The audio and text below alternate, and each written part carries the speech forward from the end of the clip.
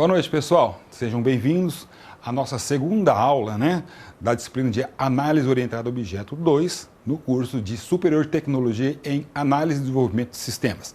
Bom, primeiramente, deixa eu me apresentar rapidamente para vocês. Sou o professor Luiz Cláudio Perini, sou mestre em Ciência da Computação e também com graduação em Tecnologia de Processamento de Dados e Administração de Empresas. Bom, pessoal, nessa nossa teleaula de hoje, vamos dar continuidade ao que nós estávamos vendo na semana passada, que era o quê? Os diagramas estruturais. Na semana passada nós vimos os diagramas de objeto, diagramas de estrutura compostas e os diagramas de pacotes. Então hoje nós iremos então dar início com um outro tipo de diagrama estrutural, que é o diagrama de componentes. E para iniciar então a nossa teleaula de hoje, vamos assistir um vídeo sobre diagramas de componentes. Tá? Vamos lá? Não tem?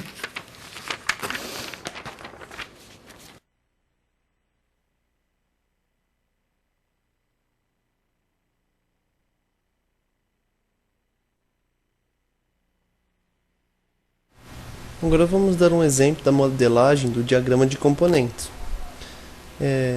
Ele tem como principal função mostrar os componentes lógicos e físicos do sistema. Para isso ele utiliza de alguns elementos, como aqui o componente, os conectores, as portas, a interface fornecida e requerida, a dependência, classe, artefato e assim por diante. Igualmente aos outros diagramas, ele apresenta a área onde se vai modelar. Então vou começar aqui criando um componente que vai ser a página do sistema. Vai ser por onde tudo vai ser acessado no sistema, tipo como se fosse um site. Depois da página eu vou criar o gerenciador de login. O gerenciador de login é responsável por possibilitar o acesso a essa página. E vou criar também o componente SGBD, que é o Sistema Gerenciador de Banco de Dados.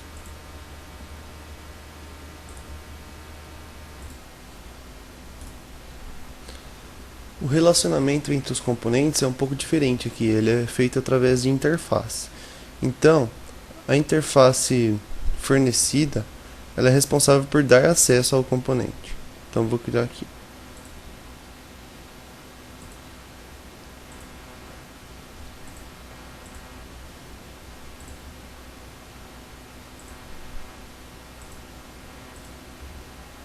E a interface requerida permite o acesso.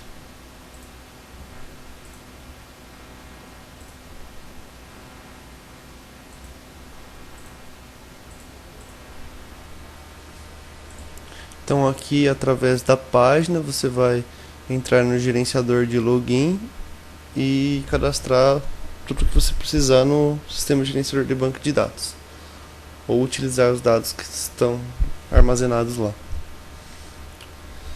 Um outro componente que eu posso incorporar aqui seria o cadastrar candidato, Então, cadastro.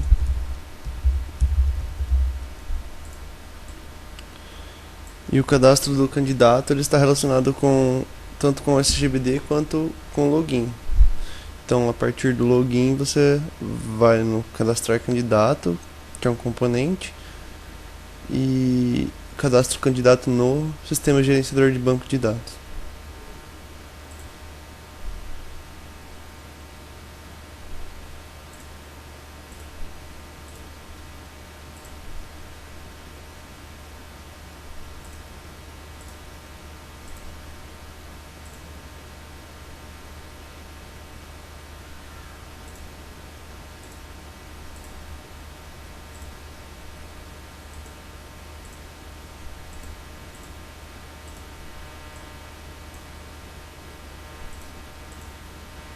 Então, seguindo esses passos, você pode criar um diagrama de componentes completo. Para finalizar, eu exportei essa imagem para o meu computador, clicando no botão aqui.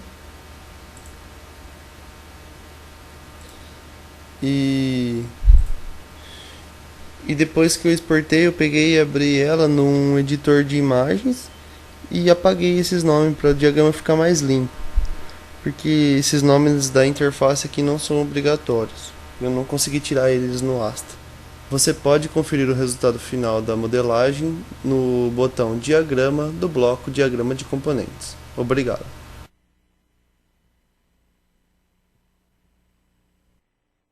Vocês viram então o diagrama de componentes, né? Bom, para que serve então esses diagramas de componentes? É importante, como foi colocado no vídeo, para você mostrar como que é a interface, tá, de cada componente que tem do teu sistema, como é que ele está funcionando, tá? Bom, o pessoal de Alagoinhas está mandando solicitar demonstração na ferramenta. Na minha disciplina, eu não vou usar a ferramenta Asta como era utilizado até o semestre passado. Vai ser, como é um conteúdo muito denso, vai ser só a parte teórica mesmo, pessoal, tá? Inclusive, vocês vão ver posteriormente que na nossa aula atividade não tem gabarito. Por que não tem gabarito? Que um desses 3 exercícios que nós iremos fazer agora vai cair na prova de vocês, por isso que eu não mandei o gabarito. É aqui para vocês exercitarem, tá ok? Bom, dando continuidade, vamos para o quadro? Então a gente pode ver com relação ao desenvolvimento baseado em componentes. Ele pode ser considerado então uma evolução da orientação a objeto, tá? Onde esse desenvolvimento enfatiza, tá, aplicações, tá, através da composição de partes já existentes testadas, denominadas então de componentes reutilizáveis. Então ele trabalha justamente com a parte da orientação ao objeto, que é a grande jogada, ou seja, a reutilização de componentes. Como é que eu posso estar reutilizando isso em diversos outros sistemas? Então você cria um componente, por exemplo, ele colocou o cadastro, você criou um componente de acesso a banco. Eu não preciso toda vez, né, estar lá digitando aquele código. Eu posso simplesmente fazer uma chamada através de parâmetros que ele vai executar aquele determinado componente, tá, e fazer a ação que aquele componente deve executar.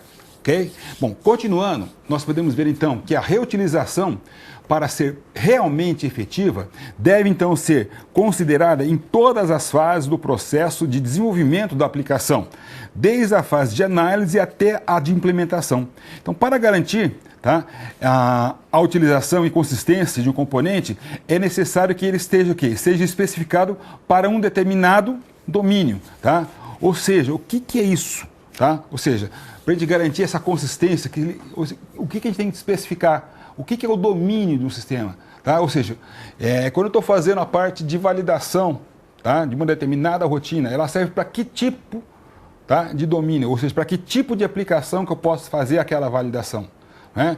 Eu vou validar, por exemplo, vou fazer a parte de inserção, tá, em um banco. Ou seja, aquela inserção é referente a que tipo de cadastro que você vai fazer. Então, de repente, eu estou fazendo um cadastro lá de pessoa, tá? Então, a inserção, ele vai pegar o quê? Alguns componentes e vai fazer somente a inserção num banco. Porém, ela é diferentemente, se eu pegar numa parte de movimentação, aonde eu vou estar fazendo inserção, tá, simultânea em várias tabelas. Né? Então, eu tenho que definir qual o domínio que aquele componente vai estar trabalhando e de que forma ele vai poder ser utilizado. Bom, continuando, a gente pode ver então também no quadro, tá, o que é um componente. Bom, componente, como está colocando, são partes, então, operacionais de software desenvolvidas de forma a desempenhar totalmente suas funções, devendo, então, ser empacotados a fim de prover conjuntos de serviços acessíveis apenas através de uma interface bem definida. E aí o Bock coloca também que um componente é uma parte física substituível de um sistema, a qual se adapta e fornece a realização de um conjunto de interfaces. Né? Então, o que é esse tal de componente? Né? Vocês fazem muitas vezes agora, estão iniciando, né, mais assim a fundo o desenvolvimento, que vai ser aprofundado, né, em banco de dados, depois com o professor Márcio Veronice, né? Como que vocês vão trabalhar com isso? Como é que eu faço essa reutilização de um determinado componente? Né? Ou seja, para que eu possa fazer isso, ele é parte de um sistema, como foi colocado. Então, ao invés de eu ter que programar ele, eu faço o que? A reutilização. Como que eu faço essa reutilização? Por passagem, então, de parâmetros. Eu chamo um determinado componente, passo os parâmetros, ele executa porque ele está empacotado, tá? você fornece os dados de entrada, ele vai processar o serviço com o qual ele está sendo prestado e te devolve uma resposta. Não é? Então, por isso que nós temos que estar trabalhando dentro de um determinado domínio para que ele realmente possa fazer aquilo com que foi determinado. Bom, continuando no quadro, podemos ver então, tá, que ainda Kaspersky, né, ele classifica componentes em 2 grupos principais. Tá? O primeiro, grupo de negócios, tá? Onde então, são reconhecidos pelo domínio das aplicações. Por exemplo, tá? Eu vou ter lá um cliente, vou ter uma conta, né? Eu posso ter uma movimentação. E eu tenho também um outro grupo que ele coloca, que são de infraestrutura. Tá? Ou seja, o componente que dão suporte aos componentes de negócio. Por exemplo, a parte de segurança, tá? A parte de gerenciamento de acesso. Né? Então eu posso criar vários componentes que, ao invés de ficar lá criando para cada aplicação, eu faço simplesmente a reutilização deles. Então um componente pode representar tanto um componente lógico, ou seja, um componente de negócio ou de processo, ou ele também pode representar um componente físico, como arquivos, né, contendo código-fonte, arquivos de ajuda, como helps, bibliotecas, tá, arquivos executáveis, dentre outros. Né? Então, pessoal, o que seria bem isso? Tá? O que é um componente lógico? Que ele vai estar, então, sendo colocado, disponibilizado, tá? Apenas por chamada de parâmetro. Você vai lá, chamou, ele executa. Outro, ele faz o quê? Ele chama um arquivo, tá? Um componente que é um executável, que tem um código-fonte. Né? Ele passa o parâmetro, chama o executável e ele te traz depois a resposta àquela ação. Então, é isso que a gente tem que ver. Então, a importância de nós termos essa consciência, né, ou sabermos que esses grupos de componentes ele pode ser tanto de negócio ou de infraestrutura, tá, que é necessário, então, que você preste muita atenção na hora desse desenvolvimento. Que você faz uso disso, tá, inconscientemente. Toda vez que você entra, baixa um componente lá de segurança, baixa um componente de acesso ao arquivo, baixa um componente para formatação de um relatório, não é? Então, isso é o quê? Vocês vão estar trabalhando dentro desses tipos colocados com Kaspersky, ok? Bom, podemos continuar então e vemos então o porquê do diagrama de componentes. Vamos lá? Bom, a gente vê que o componente de software possui a característica de ser desenvolvido independentemente, tá? E de disponibilizar seus serviços através de um conjunto bem definido de interfaces, tá? Com seus pontos de acesso, ou seja, que tipo de parâmetro eu tenho que fornecer na interface para que o meu componente possa então ser executado. Então a gente vê que normalmente um componente ele pode ter várias interfaces que correspondem então aos seus diferentes tipos de serviços oferecidos, tá? Visando então atender às necessidades distintas de seus clientes. Porque um componente, pessoal, ele pode ser desenvolvido para ser utilizado em diversos tipos de negócios. Tá? E com isso, esse componente, quando ele vai estar sendo chamado por um desses clientes, eu tenho que reconhecer para que tipo de negócio que ele está sendo feito, para ele poder então ser executado uma determinada tarefa. Quem que me diz qual é o tipo de negócio? A interface com que está se comunicando com esse componente. Ele vai passar um parâmetro, vai passar uma informação e nessa informação ele vai identificar que tipo de componente, tá, dentro do meu componente que eu vou estar acessando, que tipo de cliente eu vou estar atendendo, certo? Então isso é muito importante também, nós trabalharmos com isso. Né? E é muito simples você fazer isso. Né? Você definir um componente, tá, que você está utilizando, dependendo da chamada com que vai acessar aquele componente, internamente você vai fazer determinada atividade.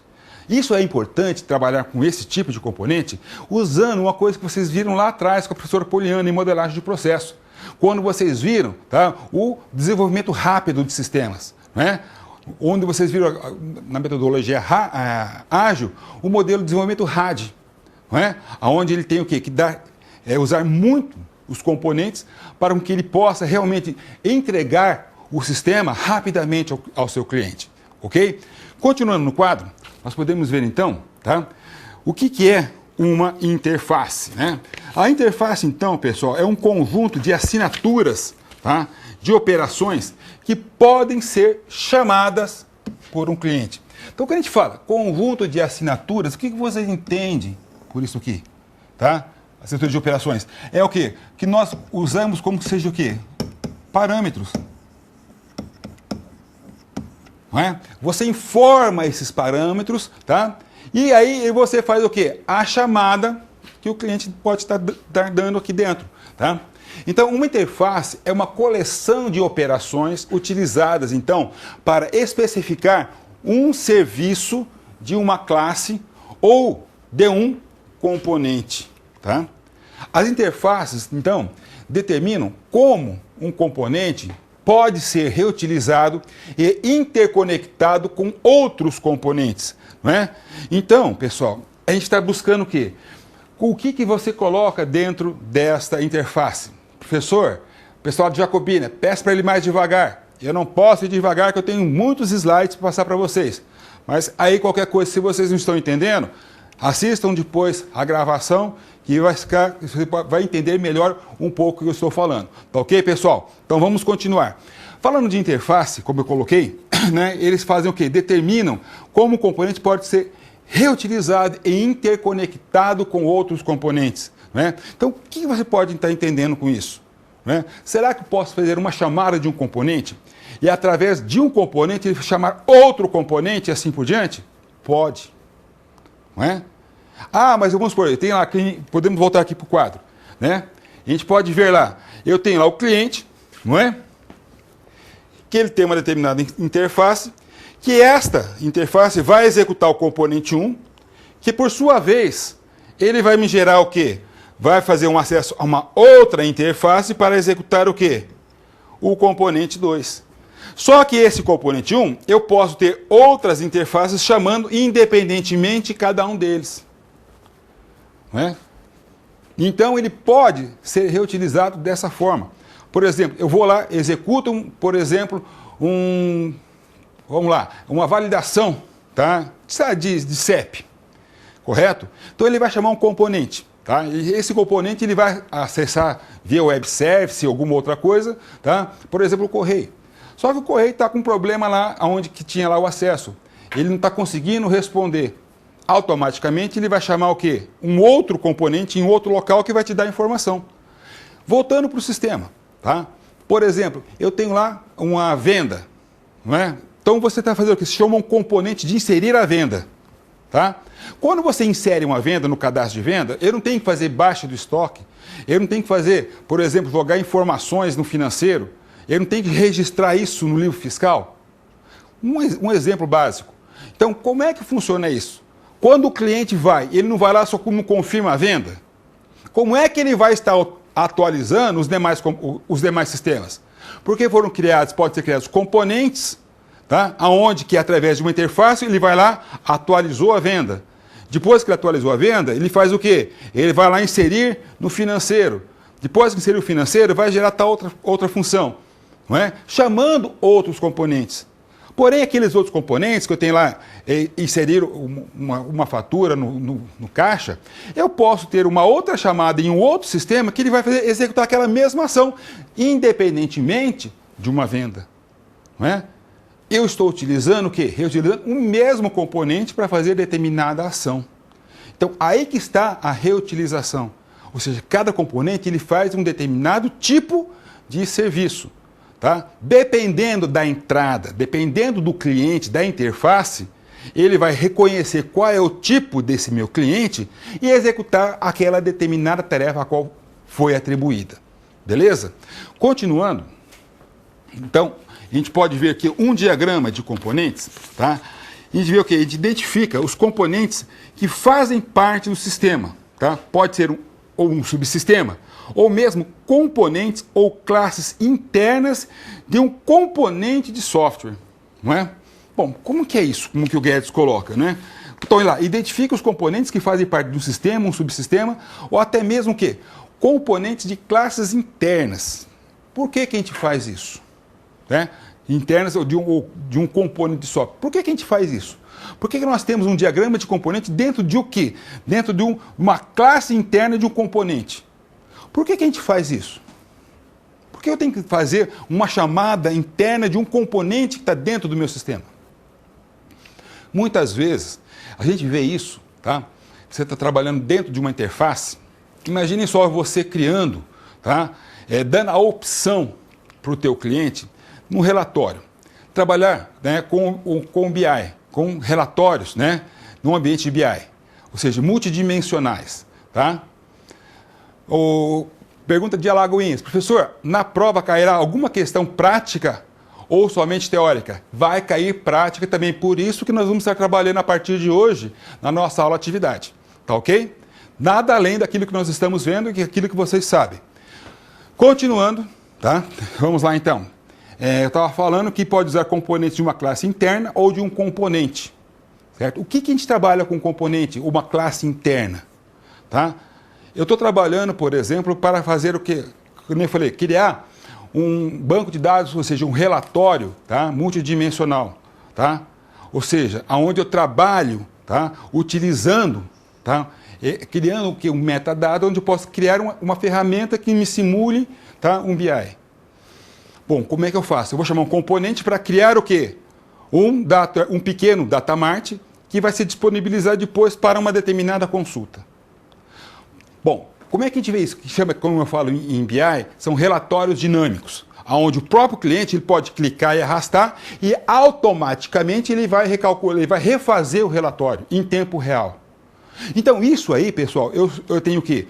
Dentro do meu software, eu tenho uma classe que executa um determinado método, que dentro daquele método, se for acionado para fazer, por exemplo, um relatório dinâmico, ele vai me chamar um outro componente que vai gerar esse relatório dinâmico. Ou seja, eu tenho um componente dentro de uma determinada classe que chama um outro componente. Então, isso é muito comum agora nos softwares, nos aplicativos de hoje, dentro das organizações. E é por isso que nós estamos comentando a importância desse tipo de diagrama no dia a dia de vocês. Ok? Continuando, a gente vê então que o diagrama de componentes mostra um conjunto de componentes e seus relacionamentos, ilustrando os componentes, suas interfaces, bem como os relacionamentos de dependência. Né? Então, aí que a gente vê o quê? Como que é essa dependência, tá? Que tem esses componentes. Que muitas vezes eu tenho um componente que pode ser acessado diretamente, outros não, que ele depende da execução de uma interface que vai fornecer o quê? Dados, ou seja, parâmetros para uma nova chamada de um outro componente. Então, se eu não executar o componente 1, eu não posso executar o 2. Então, como é que é esse relacionamento? O que pode? Qual que é a dependência desses componentes? Não é? E quem define isso é você. Bom, vamos falar um pouquinho como que é a notação de um componente. Vamos lá? Onde nós temos representado por essa figura, aonde aqui nós colocamos o quê? O nome do componente. Então, a representação desse componente, sem apresentar seus componentes ou classes internas, é chamado o quê? Visão de caixa preta. Tá? Já a representação de um componente com as suas classes ou componentes internos, tá? É chamada de visão de caixa branca. Bom, vocês ainda não viram, né? Mas provavelmente vão ver no próximo semestre, na disciplina de Engenharia de Software, tá? Com a professora Yolanda Cláudia Sanches Catarino, não é mais o professor Perini, tá? Porque lá nós vamos trabalhar justamente isso. O que é um sistema de caixa preta? Bom, vamos fazer uma analogia a um avião. O avião não tem a caixa preta porque todo mundo procura tal de caixa preta quando o avião cai. Porque lá, dentro daquela caixinha, está anotado tudo que foi realizado. Todas as conversas, todas as ações que foram feitas pelo quê? Pelo avião, não só pela cabine de comando. Então ele vai lá e recupera e vê tudo que foi feito.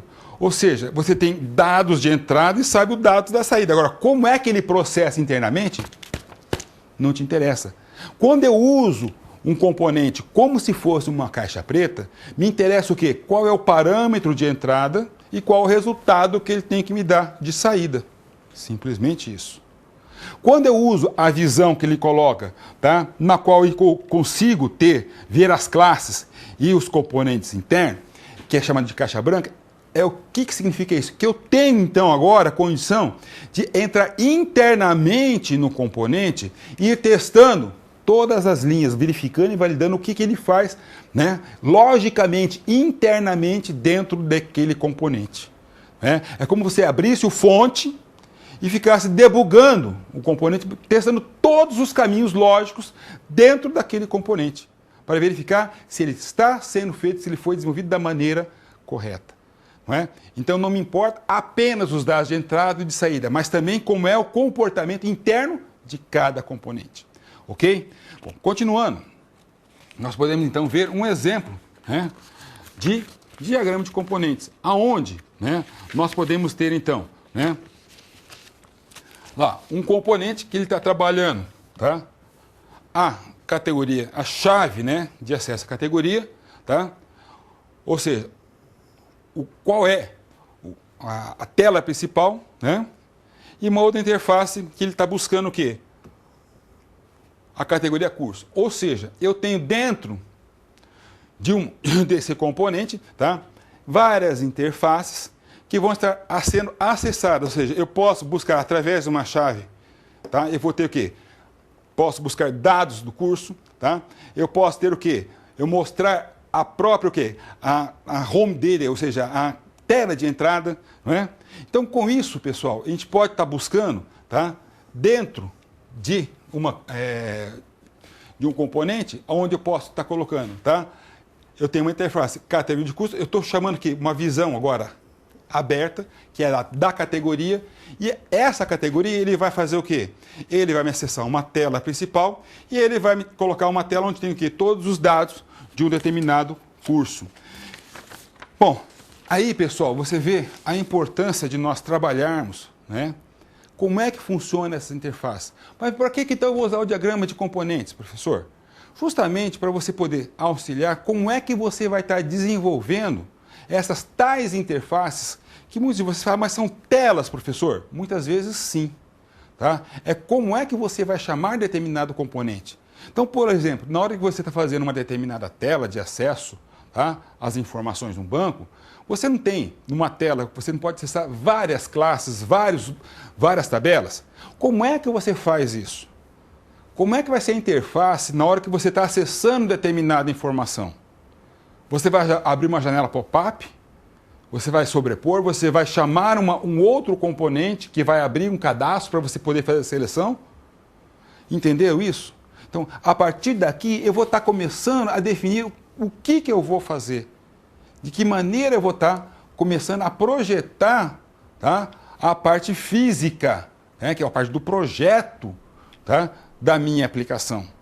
Tá aí que estão vendo a importância de tudo isso. No próximo slide, ele mostra um diagrama um pouco mais completo, né, onde a gente pode ver aqui várias interfaces, tá, onde nós podemos ver, tá, onde tem lá a parte de cadastro, turma, tá, onde ele está realizando aqui, por exemplo, a parte do quê?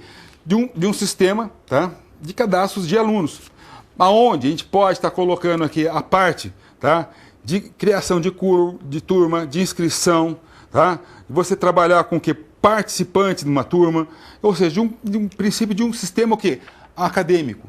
Então vocês estão vendo que todas essas interfaces vão facilitar o quê? O próprio entendimento, tá, do quê? Do próprio sistema. Como que vai estar trabalhando essas interfaces? A partir do momento em que você começa a definir isso, pessoal, note que até agora vocês estão apenas na definição de como eu estou projetando o meu software. Eu ainda não coloquei a mão na massa, tá? Eu ainda não codifiquei nada. Estou apenas na parte de análise, projetando o meu software. Estão vendo? Muitos de vocês já vão o quê? Já pegam uma breve descrição, já vão direto para o computador programar. E esquece de fazer isso. Né? Ou por quê? Ou por desconhecimento. Ah, isso é uma coisa chata, ninguém usa para nada. Usa. Sabe quem usa? As grandes empresas que trabalham com desenvolvimento de software. Porque elas estão trabalhando o quê? Com uma fábrica de software, aonde que toda essa documentação é necessária. Tá? Para quem? Para você, desenvolvedor? Não, para quem vai estar dando manutenção depois. Que muitas vezes pode não ser você. Então, tudo isso é importante nesta fase, tá? Você deixar o mais claro possível, tá? Toda essa parte de estrutura, tá? Para com que depois eu possa implementar, tá? Aquela parte comportamental que nós vamos ver posteriormente, né? De como que vai ser a determinada ação, porque isso aqui vai facilitar lá nos diagramas de componentes, certo? Bom, voltando ao quadro, vamos ver então, tá? Exemplos de um componente de sistema. Onde eu tenho o sistema, onde eu posso ter o quê? Uma parte de grupo, tá? Categoria, participantes, certificado, tá? Eu posso ter lá avaliação, material, curso, tá? Conferência de avaliação, eu posso ter aula, uma parte, um componente de exercício, né? Questão. Então, tudo isso vai estar envolvido no meu sistema. Agora, como é que eu trabalho, tá? Por exemplo, a parte de questão. Qual componente desse daqui? Como é que esses componentes se interagem para que você possa, então, montar o quê? Um sistema. Eu tenho que decompor isso, tá? Em diversas interfaces para que eu possa, então, ter o quê? Um controle de acesso a todos esses serviços que são oferecidos, tá? Para o meu sistema. Ok, pessoal? Bom, deixa eu dar uma paradinha de 1 minuto, tomar uma água, já volto respondendo as primeiras perguntas de vocês.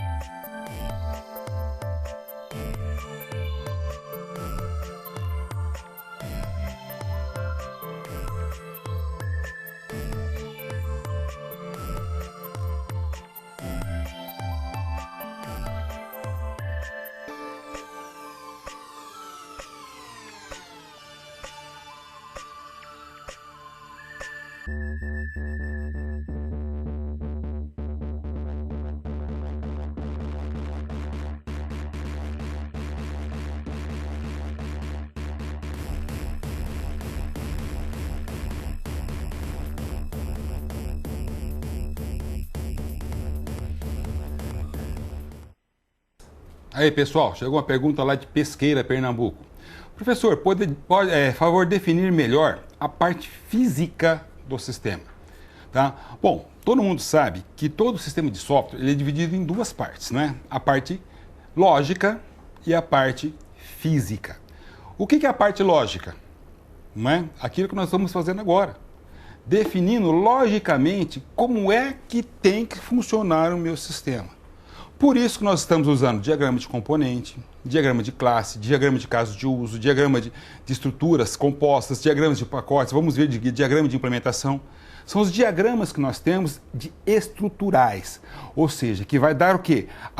Como é que vai ser montado logicamente o meu sistema.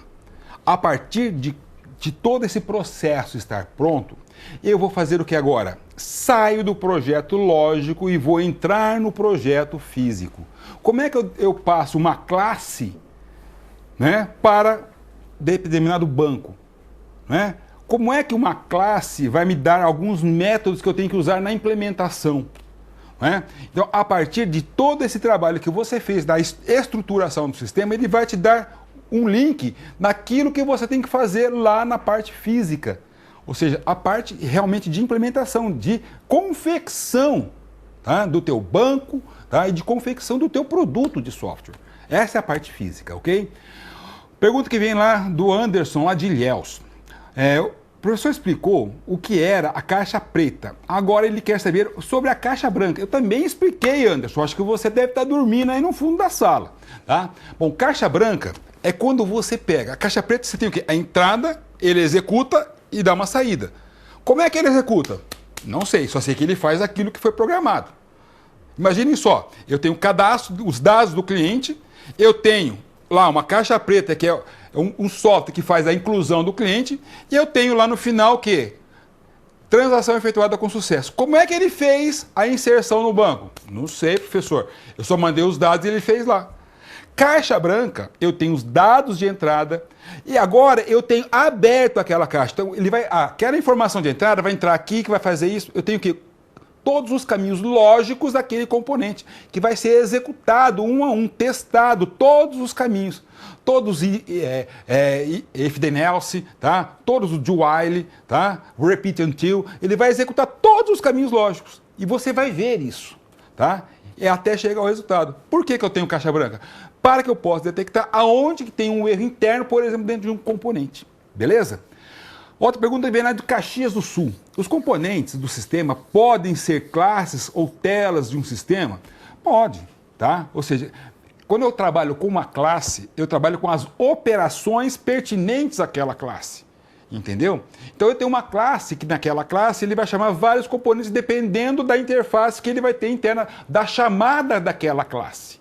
Tá? Então dependendo da chamada ele vai ter o quê? Uma determinada saída.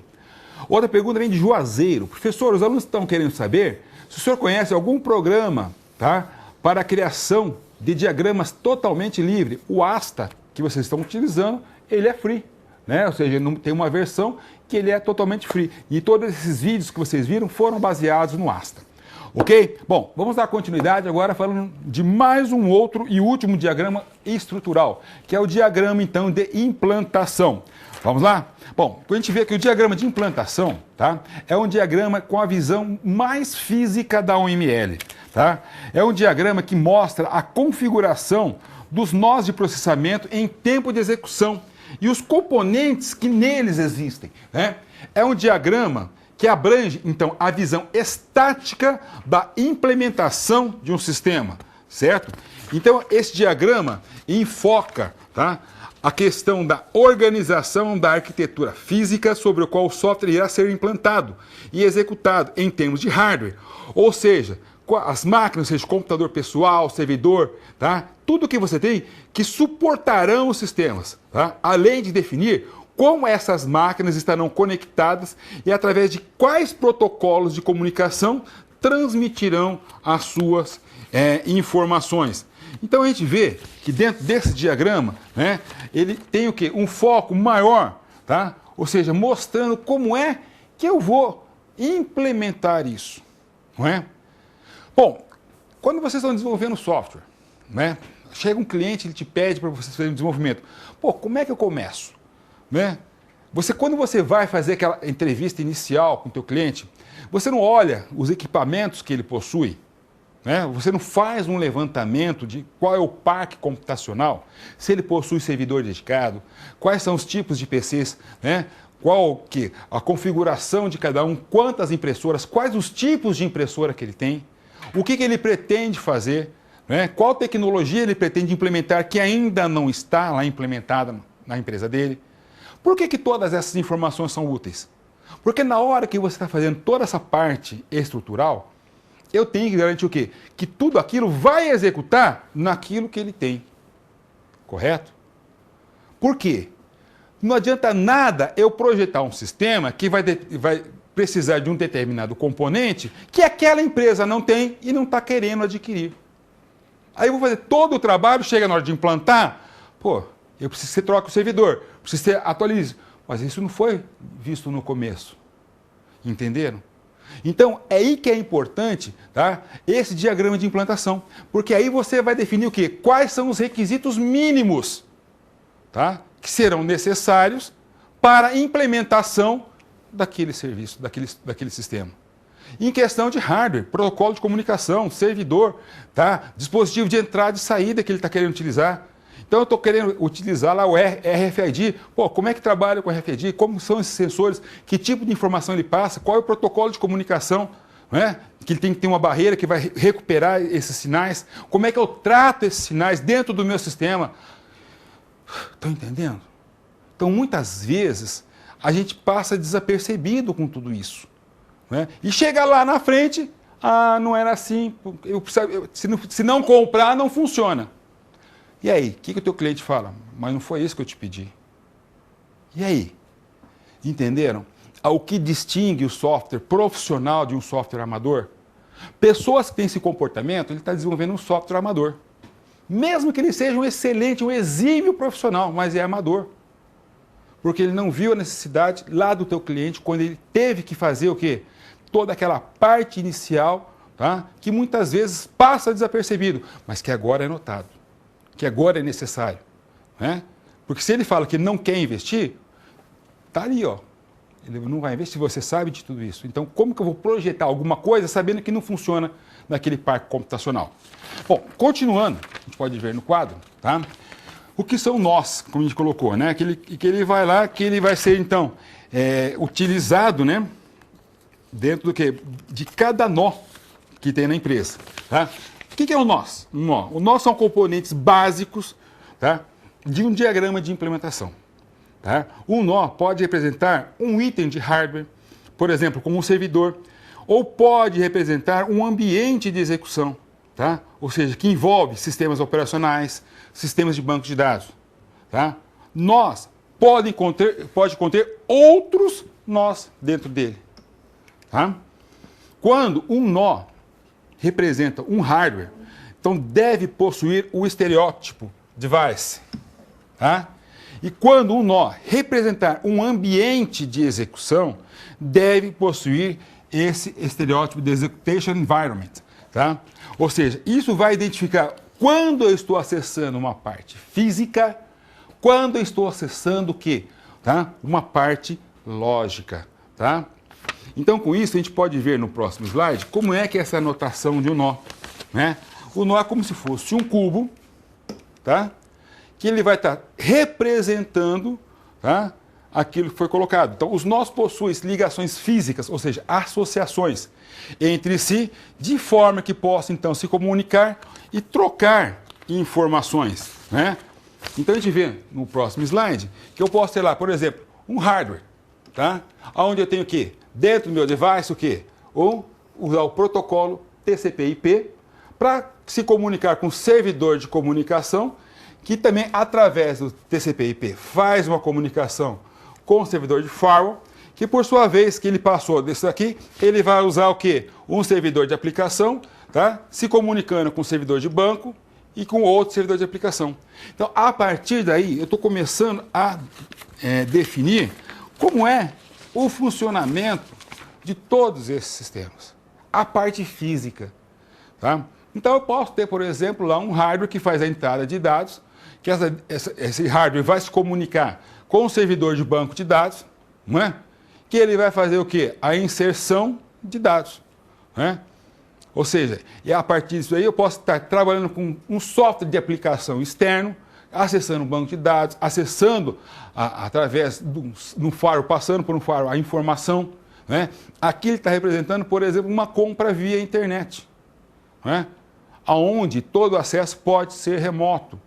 Né? Então eu preciso de passar por um servidor de firewall para verificar se realmente pode ter acesso ou não. E aí, pessoal, ele vai estar trabalhando dentro de todos, tá? Essa parte dessa arquitetura física que vai ser utilizada dentro do teu sistema, mostrando agora como é que vai funcionar fisicamente o teu software. Acionando o que é cliente, o que é servidor, um servidor de comunicação, um servidor de banco de dados, servidor de internet e assim por diante. Não é? Quantos de vocês se preocupam em determinar isso? Muitas vezes você até fala para o teu cliente, mas não está documentado. Não é? O que nós temos que ver agora, pessoal, não é apenas o que nós conversamos e falamos com o cliente. Tudo tem que ser documentado. Por quê? Por questão legal? Também. Mas para você é muito importante porque você vai ter a noção daquilo que você está fazendo. Ok? Continuando, podemos ver no quadro os usos mais comuns, então, para o diagrama de implantação. Vamos lá? Primeiro, são utilizados para o quê?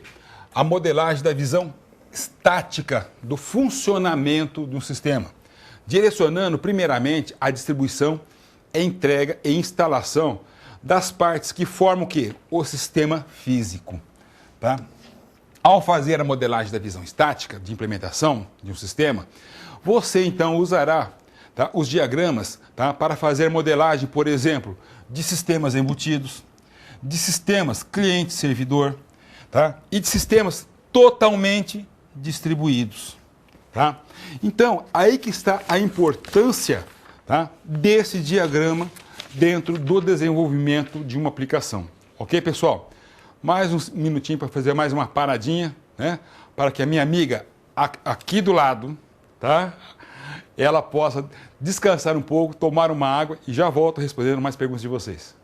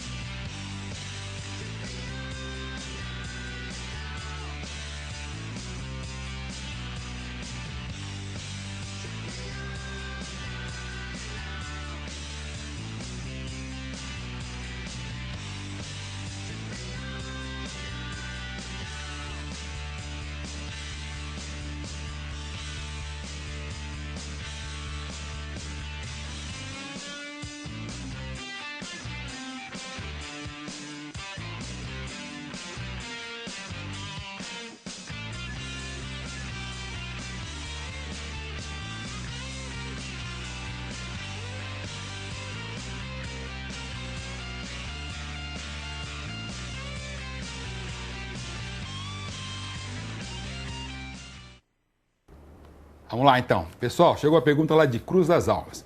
Professor, a parte estrutural não é tão importante quanto a parte interna dos diagramas de componentes? Pessoal, é o seguinte, o que é um diagrama de componente? Ele não é um diagrama estrutural? Se ele é um diagrama estrutural, a importância dele também está aí. Tá? É necessário que eu faça ele. Tá? Ou seja, que eu tenha, como ele foi colocado no diagrama agora de implantação, que ele trabalha a parte estática. O que é a parte estática de um sistema? Ah, aquela parte que é fixa, parada, tá? Que não se mexe. O que é a parte física parada que não se mexe no sistema? Não são os diagramas que você coloca ali? Você programou alguma coisa? Tem algum executável? Não. Mas você não consegue validar se aquilo está certo ou está errado? Consegue. Como? Testando. Não é? Verificando todos aqueles componentes, os relacionamentos, o comportamento de um componente, não é? De um pacote, de um diagrama de classe, não é isso? Do diagrama de caso de uso. Então, a partir do momento que você está montando esse diagrama, montando toda essa parte lógica, é a estrutura. Você faz a verificação estática do sistema, que é o quê? Todos os testes de mesa, ok? Bom, outra pergunta lá de Alagoinha. Professor, os alunos Altamirando, o aluno Altamirando pergunta, para se desenvolver um software, precisamos fazer na documentação apenas de um tipo de diagrama ou se pode usar vários diagramas? Pode e deve usar vários diagramas. Você tem que usar o diagrama de caso de uso, diagrama de classe, todo aquele que é necessário para que você possa especificar de uma maneira clara toda a parte estrutural de um sistema, ok? De Tapetinga, tá? Também lá da Bahia, o Moisés pergunta sobre o que você acha da ferramenta Umbrello, tá? Ferramenta UML gratuita. Olha, o Moisés, eu nunca usei essa ferramenta, tá ok? Então eu não posso te dizer. Tá? Mas a partir do momento que essa ferramenta te possibilita criar esses relatórios, manda bala, tá? É só você saber usar a ferramenta, porque o diagrama usando o OML vai ter a mesma anotação, tá? Lá de Arapiraca, o Maxwell pergunta, o que são esses quadrados vazios nos lados dos diagramas? De qual diagrama que você está falando, Maxwell? Tá?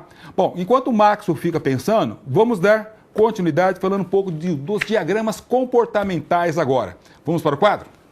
Bom, quando a gente fala em diagramas comportamentais, são aqueles que existem alguma alteração no comportamento das classes. Tá? Então, a OML permite que os desenvolvedores visualizem os produtos de seus trabalhos em diagramas padronizados, tá? Propiciando, então, uma notação gráfica facilmente entendível com uma explicação significativa.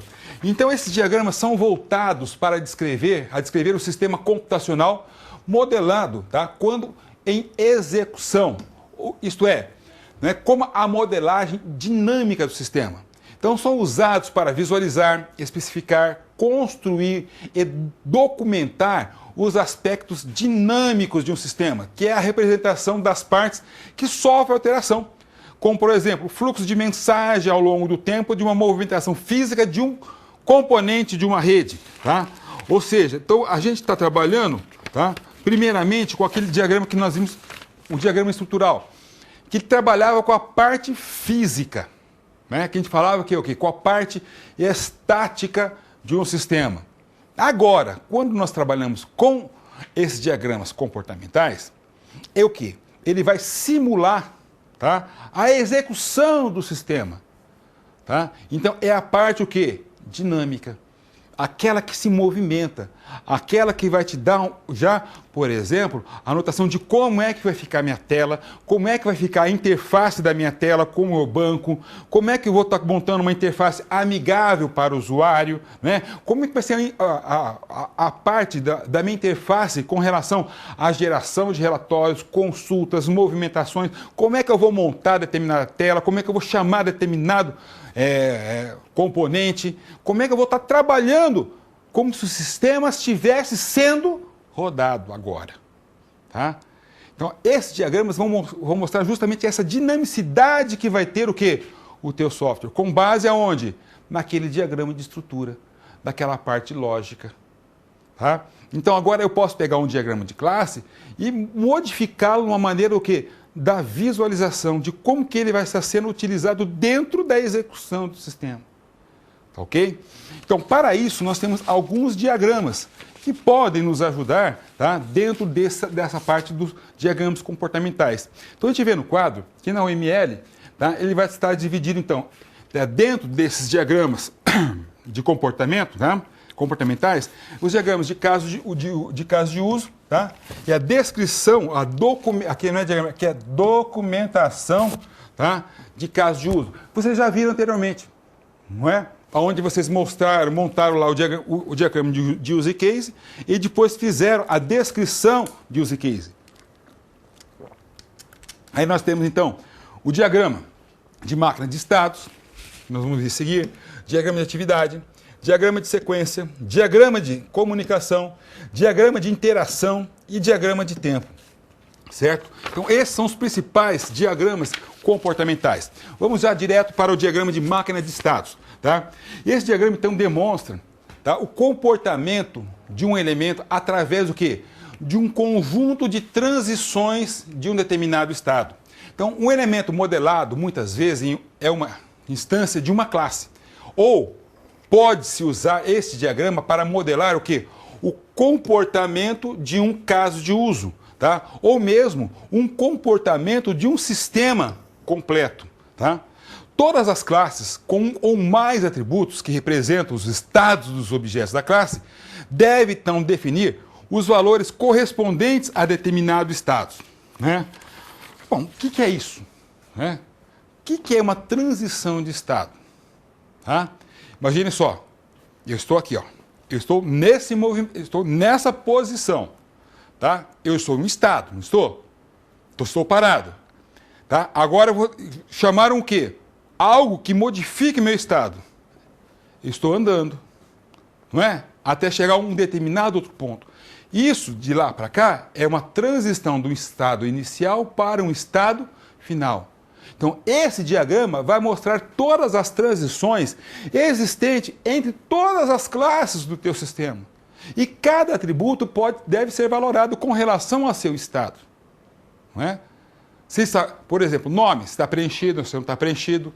Um campo de data, se é uma data válida ou se não é válida. Se um CPF é válido ou se não é válido. Não é? Então eu vou estar trabalhando, chamando tudo isso. Ok? Continuando no quadro, a gente vê que um estado, então, representa uma situação em que um objeto se encontra em um determinado momento durante o período em que ele participa de um determinado processo. Então, um estado representa a abstração de uma forma de apresentação dos objetos de uma classe em um determinado instante de tempo. Um objeto pode passar por diversos estados dentro do quê? De um mesmo processo. Tá? O que significa isso? Então, aquele objeto ele pode assumir vários o quê? Vários aspectos, vários o quê? Vários estados, dependendo do evento que que aciona ele. Entenderam? Por exemplo, você tem lá uma impressora multifuncional, correto? Aquela impressora multifuncional, o que ela pode fazer no teu sistema? Ela não pode ter a função apenas de impressora? Pode.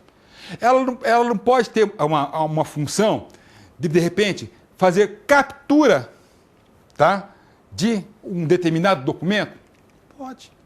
Ela não pode, por exemplo, dentro daquela multifuncional, ela não pode receber um fax, né? Ou seja, uma mensagem mandada, né? Pode. Então, imagine só, eu tenho um elemento que pode ter o quê? Várias funções e que é acionada dependendo do quê? Da ação que o objeto ou uma classe ou um evento solicitou com que ele realizasse. Isso que a gente vai definir dentro do diagrama, tá, de transição de estado. Bom, continuando, a gente pode ver aqui um exemplo muito claro. Tá? Eu tenho lá, por exemplo, eu tenho um objeto, que é o livro, correto? Qual que é o estado inicial dele? Tá? Ele está o quê? Fechado. Eu tenho um evento chamado ao abrir, ele pega esse, tá, objeto, é acionado e ele me dá o quê? após a transição dele, o livro fechado ficou um livro aberto. Tá? Então, um estado é representado por um retângulo com bordas arredondadas. O nome do estado de um objeto é descrito no gerúndio, o qual representa, então, a execução de uma atividade. Tá? Então, a gente pode ver no próximo slide, tá? Como é que está trabalhando isso. Eu tenho, por exemplo, notação lá, nome do estado, tá? Aonde que eu posso estar lá agendando, começando, concluindo. Isso aqui, ó, é o gerúndio, tá? Ou seja, abrindo, né? Ou seja, sempre trabalhando com isso aí. Bom, continuando, a gente pode ver no próximo slide, o que é a transação do estado. Então, a transação representa, então, a mudança de estado de objeto de uma classe com o quê? Uma resposta à chegada de um evento. Lá no slide anterior foi colocado lá, ao abrir, evento ao abrir. Então, chegou aquele evento, ele provocou uma mudança de estado naquele objeto. Então, uma transição representa um evento que causa uma mudança no estado de um objeto, gerando o quê? Um novo estado. Então, uma transição é representada por uma reta ligando os dois estados, contendo uma seta em suas extremidades, apontando para um novo estado gerado. Transições podem possuir condições de guarda e também do que? E descrições. Então, no próximo slide, a gente vê o quê? Eu tenho lá um estado, tá? Eu tenho lá, aqui, eu tenho uma flecha, né? Que me representa a transição do estado para um estado final. Então, eu tenho lá, um objeto, um estado, agendando turma. Então, eu tenho o quê? Um evento, começar turma, que é representado por essa transição de estado. A partir do momento que entrou um evento, agendando turma, ele executou, tá? Aquela transição de começar a turma. Qual foi o estado final? Começando turma, tá? Aí eu tenho um outro estado, começando turma. Chega um outro evento, tá? E eu vou fazer o quê? Sei lá, concluir turma, tá? Chamando o quê? Aí eu tenho o quê? Um outro estado, que é o quê? Concluindo turma. Ou seja, eu sempre tenho um estado inicial e eu depois, a partir da chegada de um quê? De um evento, eu passo o quê? Então, para o estado final. E o que é isso? Estado inicial ou estado final? Vamos para o quadro? Bom, a gente vê então que o estado inicial e final, né, a gente vê... Desculpe, pessoal. Um estado inicial é utilizado então para representar o início da modelagem dos estados de um objeto, tá? E o estado final também é utilizado para representar o fim, tá, desses estados modelados. Né? Então, o estado inicial é representado por um círculo preenchido, tá? E o estado final, tá, por um círculo preenchido envolvido por um outro ciclo não preenchido. Tá? Ou seja, eu tenho que... O que é o estado inicial? Isso aqui, ó, representando uma bolinha fechada. Tá? Onde ele tem o começo, aonde eu tenho um determinado estado, tá? Que através da transição do estado ele me gera um estado final, que pode gerar outro, até chegar ao quê? O fim daquela execução, aonde eu tenho a bolinha fechada dentro de uma bolinha aberta. Tá? Bom, o que são essas atividades, né, internas dentro desse diagrama de máquina de estados? Né? Então, o que é atividade interna? São indicadas quando um estado, um objeto, pode executar, então, uma ou mais atividades, que são conhecidas como o quê? Atividades internas. E essas atividades podem ser detalhadas por meio que das seguintes cláusulas. Tá? Qual cláusula? Entry, tá? Ou seja, ela identifica uma atividade que é executada quando o objeto assume ou entra em um determinado estado. Eu posso utilizar o quê? Uma outra cláusula, exit, ou seja, que essa cláusula ela indica quando uma atividade que é executada, tá? Quando um objeto sai de um determinado estado para entrar em outro. E do, tá? Quando essa cláusula ela identifica uma atividade realizada durante o tempo em que o objeto se encontra em um determinado estado. Então, atividades internas do tipo do, tá? São chamadas também o quê? De atividades de estado, ou seja, que são atividades que estão sendo executadas dentro, né, de uma determinada ação. Então, quando eu tenho lá a cláusula entry, tá? Ou seja, significa que é onde eu estou dando início a uma transição. Tá? Exit, quando eu estou finalizando. E a parte do é realmente quando ele está executando um determinado estado. Vamos ver no quadro um exemplo disso. Né? Então, as atividades internas são representadas por uma segunda divisão de estado. Tá? Eu tenho aqui, então, a parte... Deixa eu ver se a visualização de vocês deve estar um pouco difícil por causa do fundo azul. Mas vamos lá. Né? Eu tenho aqui a parte, tá, inicial, tá, aonde eu tenho lá, registrando empréstimo. Então eu tenho aqui a cláusula entry, tá, verificar disponibilidade do exemplar. E dentro dessa cláusula eu tenho uma cláusula o quê? Do, tá? Ou seja, que ele registra a execução de alguma atividade, que é o quê? Registrar empréstimo. A partir do momento que eu fiz isso, tá, eu tenho o quê? Uma outra transição de estado, ou seja, depois que eu registrei o empréstimo, eu tenho que fazer o que agora? Gravar. Eu tenho uma transição de estado chamada o quê? Gravar.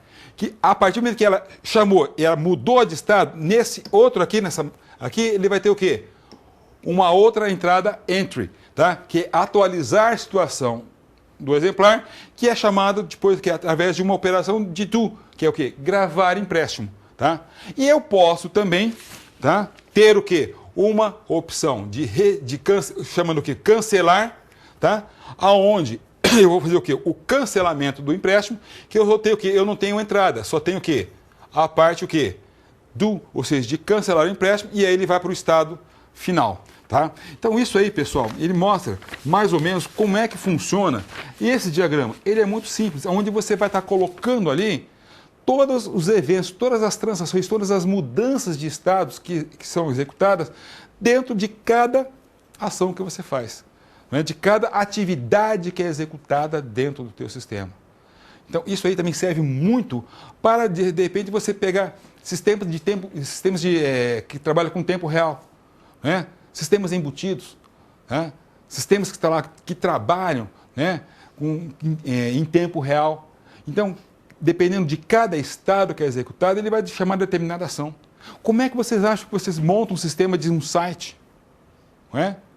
Que você tem que ser muito flexível, tem que ser muito ágil. Né? Você está montando lá um site, ou seja, que tem páginas de pop-up, tem anúncios, né? Tem vários tipos que trabalham com marketing eletrônico. E aí, como é que você trabalha em cima disso? Aí que está a importância que você tem de montar, logicamente, né, toda essa parte desse funcionamento, para que você possa ter um entendimento de como que a tua ferramenta vai executar. Para evitar que durante a tua programação depois, você faça algo que tem que voltar atrás para arrumar. Isso aí é custo no projeto. Né? Vamos ver depois em outra disciplina. Bom, continuando, vamos ver o que a gente fala, o que é uma transação interna. Né? São transações que não produzem modificação do estado do objeto, mas representam o quê? Métodos disparados enquanto o objeto assume o estado atual. Tá? Por exemplo, eu tenho lá, registrando empréstimo. Tá? Quando eu dou lá o entry, tá? Ele faz o quê? Verificando a disponibilidade. O que é verificar? Tá? Eu tenho que, tá? Por exemplo, lá, no do, registrar empréstimo. O que faz dentro desse registrar empréstimo? Eu tenho um evento, calcular data. Ou seja, a partir da data de empréstimo, qual que vai ser a data de devolução? Ele mudou algum estado aí do objeto? Não. A partir de uma data que eu estou colocando, eu vou calcular qual que é a data prevista para a devolução daquele livro. Tá? Não mudou o estado. Tá? Então, continuando, nós podemos ver as transições, que indica que o objeto sai do estado atual, pode executar alguma ação quando dessa saída e retorna ao mesmo estado. Tá?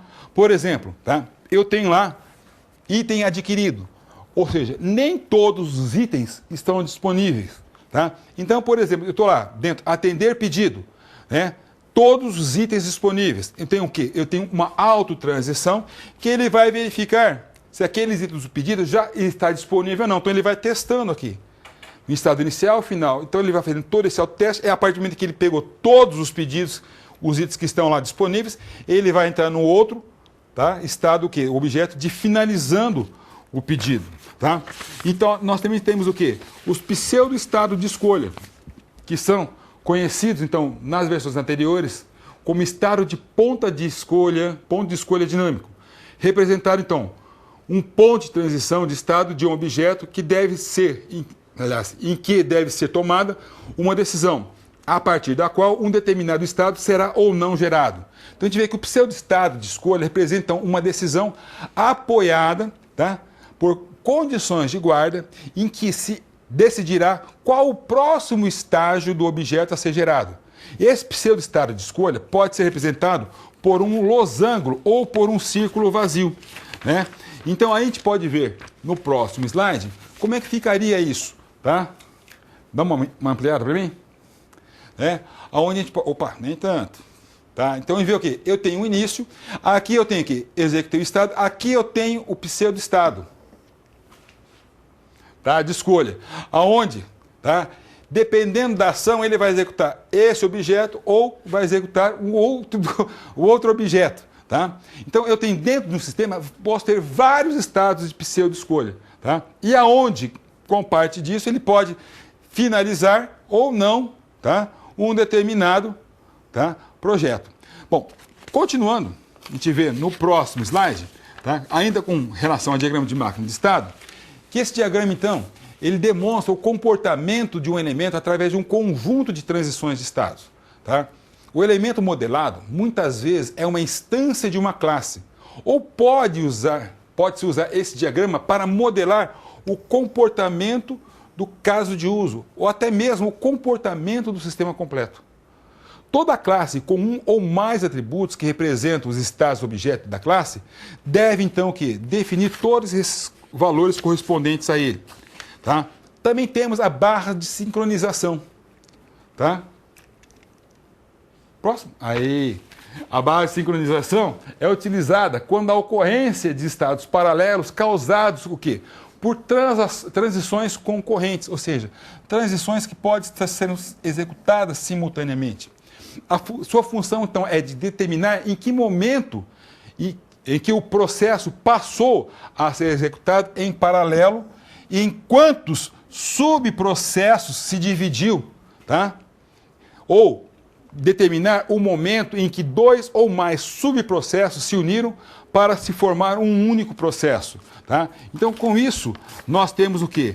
Né? No próximo slide, ele fala que o estado do sincronismo, que permite, então, que dois ou mais processos paralelos estejam, então, sincronizados em um determinado momento do processo. Tá? Então, a gente vê o quê? O que é a barra?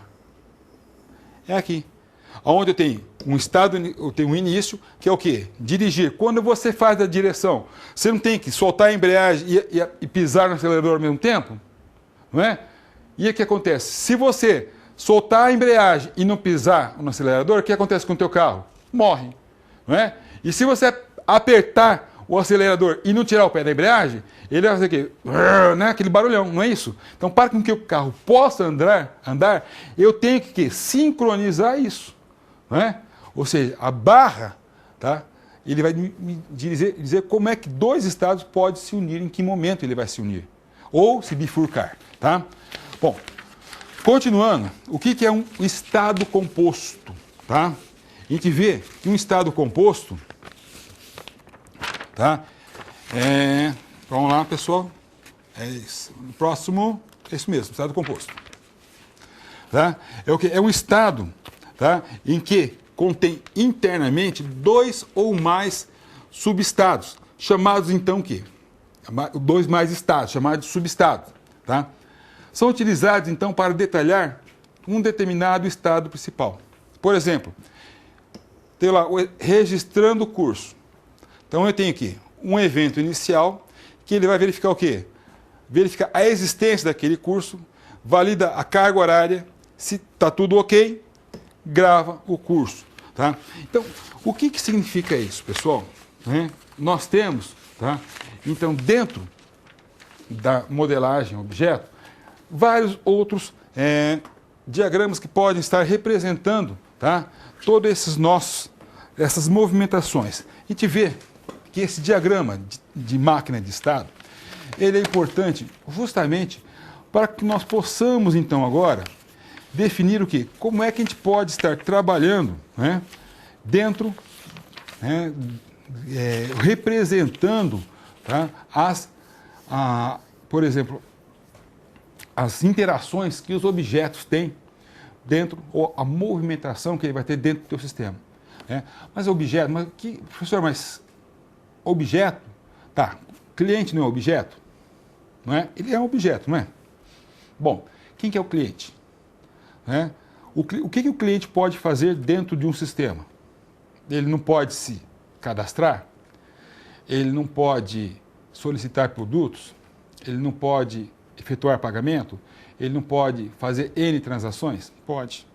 Ah, professor, mas isso está definido lá no caso de uso. Sim. Né? Ou seja, o que é um caso de uso? Onde eu tenho lá, por um lado, um ator que solicita, que registra o quê? A solicitação de um determinado serviço. Não é isso? É. Né? Então, com base nessas informações, a gente consegue, então, modelar, por exemplo, se um cliente ele solicita um produto, tá? Então está no meu sistema. E se não tiver em estoque, o que eu faço? Como é que eu represento isso? Como é que eu vou representar graficamente uma situação como essa? Né? Muitas vezes a gente vai estar representando aqueles requisitos não funcionais. Né? Por exemplo, quando ele está fazendo uma determinada ação, eu chamo um evento, tá? Eu chamo lá um estado em que ele vai executar uma determinada ação que pode ou não existir. E aí? O que eu faço? Como é que eu dou a continuidade daquilo? Como é que eu faço? O que eu tenho que fazer? Né? Então, dentro desse diagrama, ele vai trabalhar justamente isso. Né? Onde eu tenho um estado inicial, através de um evento, ele vai pegar aquele meu objeto e vai, através de uma transição de um estado, ele vai me gerar o quê? Um estado e um outro estado final. Né? Ele vai causar uma mudança, tá? Uma mudança daquele objeto. Tá? Então ele vai transformar ele de uma outra maneira. Né? E é isso que nós temos que trabalhar dentro do nosso sistema. Ok, pessoal? Vamos dar uma paradinha uns 3 minutinhos, que eu tenho que dar uma saidinha ali fora e ver com o nosso tutor algumas perguntas e já volto respondendo elas para vocês.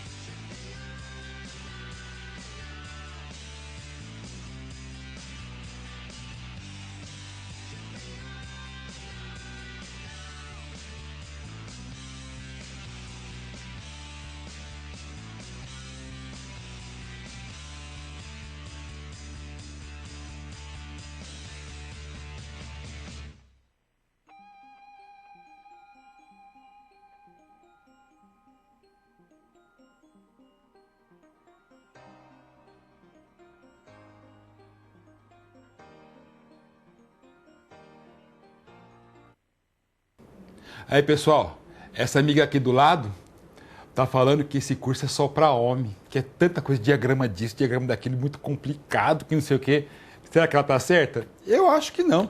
Na verdade, o que tem muito hoje são os homens que estão fazendo o curso de análise. Só que eu sou daquela época, vocês acreditam que quando eu fiz a minha primeira faculdade de processamento de dados, tinha mais mulher no curso do que homem? Entendeu? E te garanto, todas as analistas de sistemas que eu conheço hoje, vocês vão me xingar, cara. Mas são muito mais competentes que muitos homens. Por quê?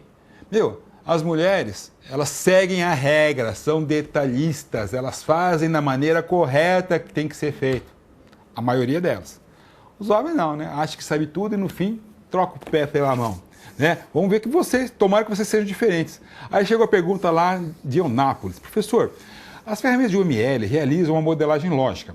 Quais diagramas são mais importantes para a geração, tá? E exportação para a modelagem física? Tá? Olha, pessoal, o mínimo, tá, que eu falo que é necessário, tá, é o diagrama de caso de uso e o diagrama de classe. Tá? Isso são essenciais, não podem faltar em nenhum sistema. Tá? Eu acho também muito importante, dentro dos diagramas estruturais, o diagrama de pacotes, porque ele facilita muito a visão do sistema como um todo, tá? Onde você particiona o teu sistema em pacotes. Tá? E fazendo em pacotes, é interessante trabalhar com diagrama de componentes também, mostrando como que é essa interação desses componentes que você vai estar reutilizando, caso você programe orientado a objeto.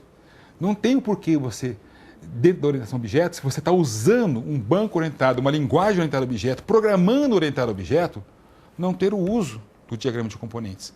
Porque você vai trabalhar unicamente com o quê? Com componentes. Se não tem um componente, você vai criar os componentes. Como é que eu posso reutilizar? Então, isso é importante até mesmo para a documentação do teu sistema. Tá? E a partir desses diagramas que você vai entrar nos diagramas comportamentais, que a gente está vendo agora na sala de hoje, o diagrama de máquina de estado, onde como que é o comportamento do objeto mediante o que? A entrada de um evento. Qual é o comportamento que ele vai ter? O comportamento inicial e o comportamento final. Como que ele tem que reagir? Como é que ele tem que dar a resposta? E aí vai estar amarrando com os diagramas que nós vimos estruturais. Será que ele está fazendo o caixa preta ou o diagrama de caixa branca? Tá ok? Então a gente tem que estar trabalhando tudo em conjunto. Outra pergunta vem lá de Mogi das Cruzes. Professor, o aluno pergunta se as ligações podem representar qualquer protocolo do modelo OSI. Também pode, porque quando está trabalhando, tá, dentro desses diagramas, é o estado inicial e o estado final. Outra pergunta vem lá de Eunápolis. O diagrama de sequência pode ser considerado como um raio-x das interfaces? Quando a gente for trabalhar com o diagrama de sequência, a gente vai ver isso. Tá? Vamos lá? Próxima. Chapecó. Professor, poderia explicar qual a principal diferença entre diagrama de sequência e diagrama de máquina de estado? Tá? Pessoal de Chapecó, na próxima aula que a gente vai trabalhar o diagrama de sequência, aí você manda essa pergunta, que a gente vai poder comparar o diagrama de sequência com o diagrama de máquina de estado. Beleza? Lá de Caxias do Sul. Professor, os estados civis de uma pessoa pode ser representado num diagrama de máquina de estado? Sim, desde que esse estado civil possa causar o quê? Uma mudança de um estado. Por exemplo, se o cara é casado, ele vai ter um objeto que tem um comportamento. Se ele é solteiro, um outro comportamento. Se ele é viúvo ou divorciado. Tá? Então, se esse estado civil gerar uma mudança de comportamento em um determinado objeto, pode ser sim. Tá? Outra pergunta? Lá de Caicó, lá do Rio Grande do Norte. Saímos do Rio Grande do Sul, fomos lá para o Rio Grande do Norte. Professor, os alunos estão querendo saber se eventos cadastrando, alterando, excluindo, podem entrar num diagrama de máquinas de estado. Sim. Tá? Por quê? Ele vai gerar uma mudança. Né? A partir do momento em que você está fazendo uma alteração, ele vai ter que executar todo o processo, normalmente, que ele vai entrar na mesma dinâmica. Lá de Arco Verde, Pernambuco, o diagrama de estado, assim, pode, como o diagrama de atividade, pode ter mais de um final? Pode. Tá? Ou seja, dependendo do estado daquele objeto, ele pode ter vários pontos de finalização. Tá ok? Lá de Baeti, aqui no Paraná, professor, poderia demonstrar para os alunos um diagrama de componentes? Como eu falei para vocês de Baeti, eu não vou usar o computador para fazer o diagrama aqui na teleaula. Tá? Como outros professores utilizam, eu optei por passar mais o conteúdo, né, dentro da análise orientada a objeto do que a prática. Por quê? Se eu fico muito na prática, eu não tenho tempo de contemplar todo o conteúdo que é necessário para a disciplina. É por isso que essa disciplina, nesse semestre, eu estou trabalhando exclusivamente com o quê? A parte, né, mais a parte assim, sem a parte prática, tá? É só teoria mesmo, tá ok, pessoal? Bom, mais alguma pergunta? Acabou as perguntas. Então, pessoal, até a nossa próxima aula e até daqui a pouquinho na nossa aula de atividade. Na aula de atividade, lembrando, tá? Não tem gabarito, certo? Ou seja, é uma aula de atividade que eu vou estar trabalhando com vocês, porque uma dessas aulas de atividades vai cair na prova. Não vou dizer qual prova, tá? E é por isso que eu não estou mandando, tá, o diagrama, aliás, a resposta dessa aula de atividade, tá? Aí vem a pergunta de Kisheramobim. Professor, qual a relação do diagrama de classe com os diagramas de componentes, já que ambos modelam a estrutura de um sistema, tá? Bom, o diagrama de classe, o que ele mostra no diagrama de classe? Ele está lá, o intuito dele é o quê? Representar o quê? Todos os objetos que possuem o quê? As mesmas características e comportamentos, na qual podemos agrupá-los como pertencentes a uma mesma classe, ok? Isso é a notação lá do paradigma de orientação a objeto. Então, eu estou guardando todos os objetos que têm o mesmo quê? A mesma característica e comportamento. Porém, na classe, eu posso ter diversos o quê? Eu tenho os atributos e tenho o que depois ali? As operações. Então, dentro de uma classe, eu posso ter o quê? Várias operações. E essas operações é que me definem os componentes que eu vou estar utilizando dentro daquela classe. Como que esses componentes vão estar interagindo com outras classes? Né? Como que eu vou modelar essa parte, tá, dessas operações? É aí que está a diferença do diagrama de classe com o diagrama de componentes. Ok, pessoal? Bom, agora acabou mesmo, né? Pessoal, um grande abraço a vocês. Que Deus permita que eu esteja aqui na próxima sexta-feira para estar com vocês com a nossa terceira teleaula. Um grande abraço e até a semana que vem.